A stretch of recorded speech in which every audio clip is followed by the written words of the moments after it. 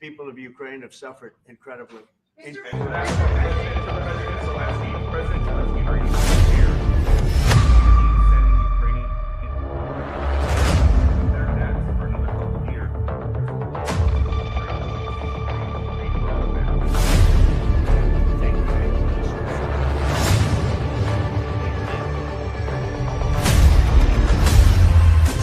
And the child was dead. Small one year and a half. So we need to stop this war, to stop Russia, and we need support, American and European partners. And we will do our best for this. So, and I think we show that we are strong people, supported of the United States, of personally of President Trump, to stop this war, to make a diplomatic way of finishing this war. And we are ready for trilateral, as President said. This is a good signal about trilateral. I think this is very good. Thank you. Mr. President,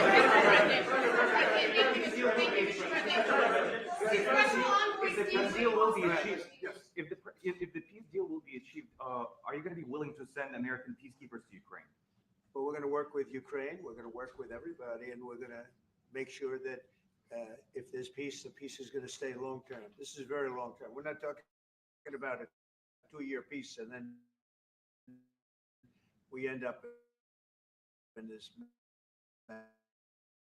mess again. We're going to make sure that work with Russia. We're going to work with Ukraine, and we're going to make sure it works. I think if we can get a peace, it's going, no doubt it. Your team has talked about security guarantees. We'll let you know that great countries also, and we'll be talking about that. They'll all be involved, but there'll be a lot of there'll be, when it comes to a lot of help, they are there also. We'll be. Putin mentioned that the war will not end without addressing the root causes of this war.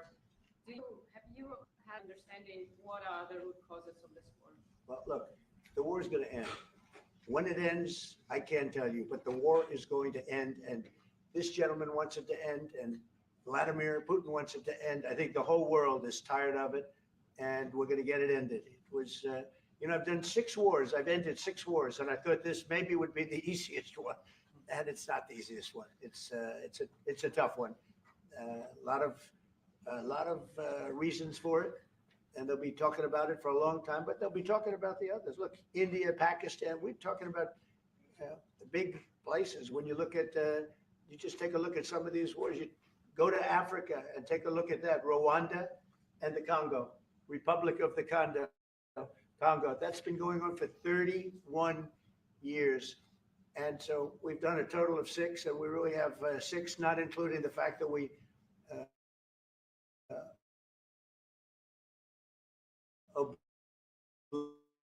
obliterated, and it's turned out to be a total obliteration. The nuclear as you said, the future, yeah, well, we're going to be meeting with a great representative group and 7 very powerful, very big countries and great people, all friends of mine, and suggestions made. They want to see peace. They would like. Go ahead, please. In the red. President Trump, do you think it's fair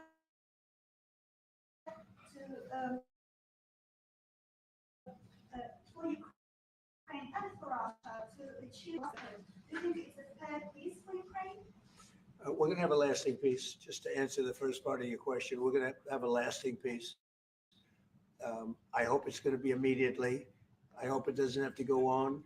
And I think people of the whole world is going to be very happy when that's announced. Yeah, please. Mr. President, you posted on social media, Mr. President, a very touching letter from the First Lady, and the letter was hand-delivered to President Putin, and it calls for an end to the war, essentially, because of the children and the children's future.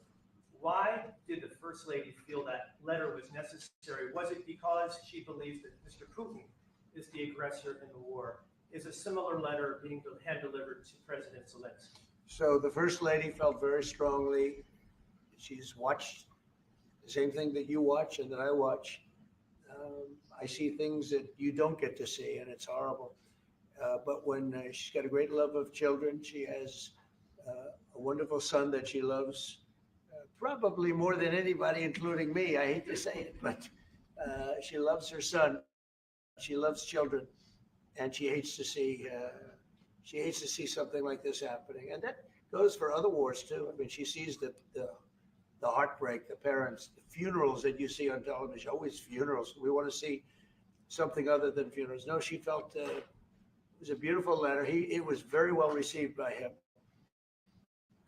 And she did ask me to say, she would love to see this end. She would love to see it end. And she says it very openly, very proudly, and with great sorrow because so many people have been killed. Mr. President, last week. Brian, go ahead, Brian. Yes, sir. I've got a question for each of you. First of all, Mr. President Zelensky, you look fabulous in that suit. I said the same thing. Yeah, you look good. I said the same thing. Yeah. Isn't that nice? That's the one that attacked you last time. See, now he's. I remember that. I know. You look wonderful. No, my first question for you, But President you are Zelensky. in the same suit. I You see, I changed, you are not. Maybe yours is much better. Please. Real quickly, upon peace, God willing we get peace, are you open to holding an election in your country? Yes, of course. We are open for election, yes.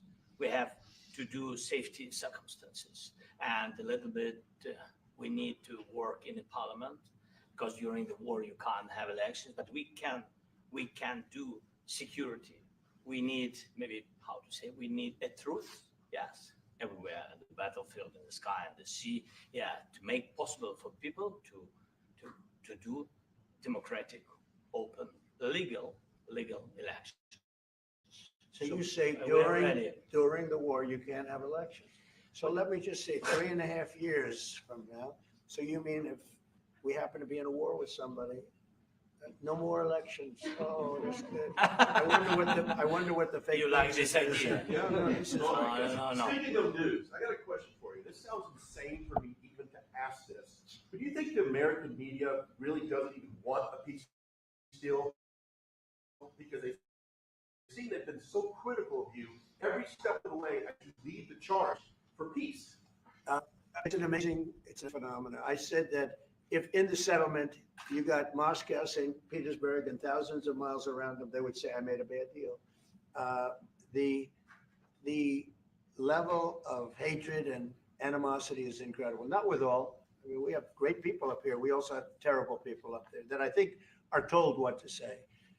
But, in solving all of these wars, they don't even write about it. I saw major wars. I saw wars that have been going on for 31, 35, and 37, and a couple of quicker ones. One that was going to go into a full-blown deal very quickly. What the one I'm talking about, it was a big one. But they don't even write about that. No matter what I do, no matter what, and this is not anything to do with you. It's probably to your advantage in a certain way. But no matter what I do, no matter what deal I make, from my standpoint, you'll come out good. Maybe President Putin will come out good. But they'll say Trump was absolutely horrible. It's just that, and I've lived with that for a long time. I've lived with it. Anyone's ever gotten in office, but I won in a landslide so that people understand they're the only ones that count ultimately. But I've also had great reporters. I've had journalists that are very good. But it's very sad when you do the right thing. As an example, they said, because of the fact that Vladimir Putin came to American soil, this was a tremendous defeat for Donald Trump. No, it was really wonderful that he did it. It was a hard thing for him to do, to be honest with you. It was the opposite of what they said, but they said it. Now, if he didn't come, they'd say that was also bad for Trump. Yeah, there's no way. there's just a great dishonesty in us. And I think that's why it's lose credibility. You know, its credibility is at an all-time low. We have a thing going on right now in DC. We went from the most unsafe place anywhere to a place that now people, friends are calling me up, Democrats are calling me up, and they're saying, sir, I want to thank you. My wife and I went out to dinner last night for the first time in 4 years. And Washington, D.C. is safe. And you did that in 4 days. I'll tell you, it's safe. I had another friend of mine. He has a son who's a great golfer. He's on tour. And he came in fourth yesterday in the big tournament where Scotty Scheffler made the great shot.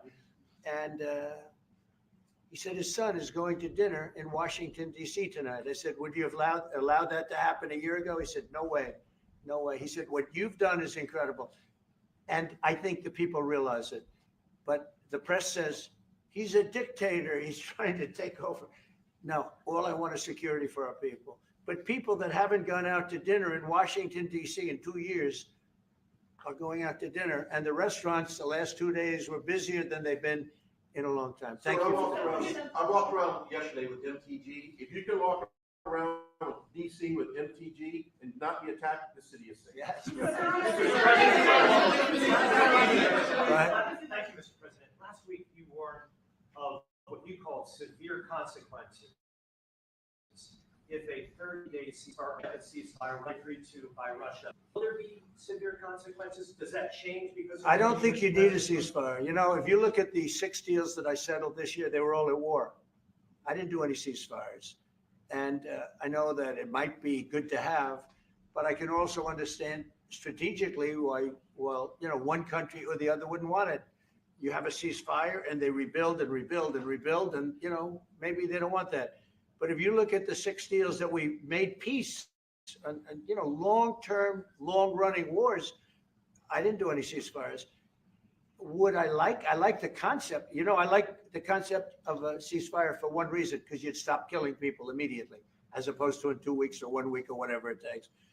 But we can work a deal where we're working on a peace deal while they're fighting. They have to fight. I wish they could stop. I'd like them to stop, but strategically that could be a disadvantage for one side or the other.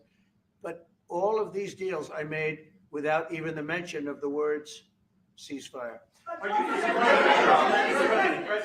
Can you explain the decision to offer Ukraine Article 5-like security guarantees, but stop short of pushing for their full membership? Yeah, well, we haven't done anything on that yet. If you look back and you go back long before President Putin, it was always a statement that they would never allow Ukraine into NATO. So that was a statement that was made, but we haven't discussed any of that yet. We're going to be discussing it today, but we will give them very good protection, very good security. That's part of it. And the people that are waiting for us, they are, I think they're very like-minded. They want to help out also. Thank you, President Trump. The United States has already given hundreds of billions of dollars to this war effort in Ukraine. Biden. At best, it is a stalemate and the killing continues. So President Trump, how much more is the United States willing to give Ukraine? And President Zelensky, how much more do you want? Well, I'll start off just by saying we're not giving anything now. We're selling weapons. This is something before, I guess the number is well over $300 billion. That was under Joe Biden, a corrupt politician, not a smart man, never was. By the way, go back 40 years. He was not a smart man 40 years ago either, but now he's in particular bad. This was done by a corrupt administration that shouldn't have been in. And frankly, if the right results of the election were given, if I were president, this war would have never taken place. And he would have been very happy because he would have liked to have seen. I mean, they went through hell. He went through hell. This war would have never happened. And the people that were killed, a couple of million people, a lot of people with soldiers and everything else, and the people that have been displaced and forced into other areas and other countries because of what's happened, none of that would have happened. And I'm just saying that he was a horrible president, whether it was the borders or this, he was just a horrible, corrupt president. Mr. President. You want to answer? I can. Thank you so much. So first of all, we have possibility now to buy weapon from the United States. We are thankful for this program. this opportunity. We're thankful for Europe. They pay for this. And through NATO program for Bilateral and etc., we have some programs where we can have some money to finance this. And this a part, I think, is not a part for the war and to defend us. It also will be a part for security guarantees, to strengthen our army, to rearm Ukrainian army. This is very, very important. And it depends how much money we need to rearm. For example, the question of air defense, we spoke about it with President Trump, and I'm happy that we have now bilateral decisions and we work on it with production, American production. Nobody in Europe has so many air defense like Patriots, for example. We need it very much, and this is also about defending. And I think, I think the good news, we make the best military equipment in the world by far. You mentioned the Patriots. How good are they? Systems. We have systems, they're literally 100% foolproof. And it's really like shooting two bullets, two bullets hitting each other in the air in a space like this. The chance is 100%. It's 99 to 100%. So we sell the equipment to NATO. And NATO does what, I don't know what the arrangement is that you have with, but I know that they want you to have the equipment. And we're getting the best equipment in the world, but they pay us for the equipment. Under Biden, it was just crazy what was going on. I believe the number is over 300. I think it could be $350 billion worth of equipment and money and everything else. And we've made more progress in settling this war in the last 2 months than they made in 4 years. This should have been settled a long time ago, but it should have never happened. Yeah, please. You pushed out on social media. Brian, go first. You pushed out on social media about doing away with mail-in ballots and potentially electronic voting machines. Can you explain on that? Well, I will. That's a very off topic, just really quickly. Mail-in ballots are corrupt. Mail-in ballots, you can never have a real democracy with mail-in ballots. And we, as a Republican Party, are going to do everything possible that we get rid of mail-in ballots. We're going to start with an executive order that's being written right now by the best lawyers in the country to end mail-in ballots because they're corrupt. And you know that we're the only country in the world, I believe, I may be wrong, but just about the only country in the world that uses them because of what's happened, massive fraud all over the place. The other thing we want change are the machines. For all of the money they spend, it's approximately 10 times more expensive than paper ballots. And paper ballots are very sophisticated with the watermark paper and everything else. We would get secure elections. We'd get much faster results. The machines, I mean, they say we're going to have the results in 2 weeks. With paper ballots, you have the results that night. Most people, but most people, many countries use paper ballots. It's the most secure form. So between paper ballots, very, very important, paper ballots, and I think maybe even more important, the mail-in voting. We're going to end mail-in voting. It's a fraud. If you have mail-in vote, even Jimmy Carter with this commission, they set it up. He said the one thing about mail-in voting, you will never have an honest election if you have mail-in. And it's time that the Republicans get tough and stop it because the Democrats want it. It's the only way they can get elected. Because with men and women's sports and with transgender for everybody and open borders and all of the horrible things, and now the new thing is they love crime. They're fighting me on the fact that I've made Washington, D.C. safe. We're not going to get mugged, beaten up, or killed like all the people you've been watching get so badly hurt. I'm glad. I hate to take your time in this, but I'm glad you asked me that question. We're going to stop mail-in ballots because it's corrupt. You know, when you go to a voting booth and you do it the right way and you go to a state that runs it properly, you go in, they even ask me. They asked me for my license plate, for identity. I said, I don't know if I have it. He said, sir, you have to have it. I was very impressed, actually. But it's very hard to cheat with mail-in voting. As you know what happens in California, it's so corrupt where some people get 5, 6, 7 ballots delivered to them. Now, we got to stop mail-in voting, and the Republicans have to lead the charge. The Democrats want it because they have horrible policy. If you have mail-in voting, you're not going to have many Democrats get elected. That's bigger than anything having to do with redistricting, believe me. And the Republicans have to get smart. We're not going to have a country. I said for a long time at rallies, you need borders and you need free and fair elections. Those two things, otherwise you don't have. We have strong borders now. In 90 days, Mr. President, we didn't have 0, 0 in 3 months. Not one person came in illegally into our country. In fact, even I find that hard to believe, but it's run by a little bit of a liberal group that put out the numbers. So I guess it's, but 0, 0, and 0. You go back a year ago, 2 years ago, 3 millions of people poured into our country. It was terrible. Thank you very much. What guarantees do you need from President Trump to be able to make the deals? Is it American troops, intelligence, equipment? What is it? Everything. Really, it includes two parts. First, strong Ukrainian army. That's what I began to discuss with your colleagues. And it's a lot about weapon and then people and training missions and intelligence. And second, we will discuss with our partners. It depends on the big countries, on the United States, on a lot of our friends. And Mr. President, are you willing to commit American troops to that NATO-like protection in order to get President Zelensky to a deal today? Well, I don't know if you define it that way, but NATO-like, I mean, we have people waiting in another room right now. They're all here from Europe, biggest people in Europe, and they want to give protection. They feel very strongly about it, and we'll help them out with that. I think it's very important. I think it's very important to get the deal done. You've been involved with the peacekeeping in Ukraine since your first day in the administration. What would you say to the Ukrainian people right now who are suffering under the Russian attacks and hoping that the American people will stand with them? Well, I know Ukrainian people. I've known many over the years. They're great people. They're smart. They're energetic. They love their country. I mean, they love their country, and we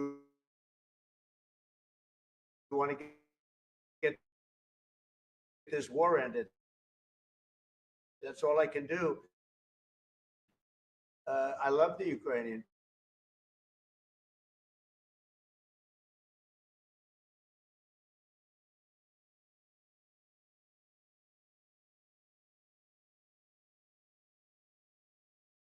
meetings today, and we may or may not.